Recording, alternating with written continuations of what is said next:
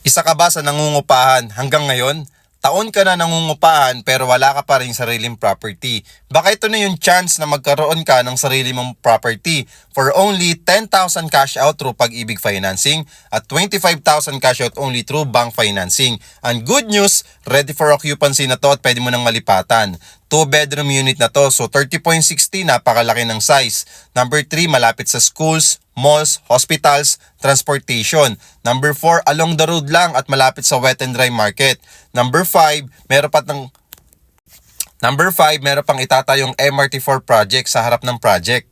And good news, meron pa ditong sariling mall. Nakatayo ng clubhouse, meron ng children's playground, outdoor gym, and basketball court.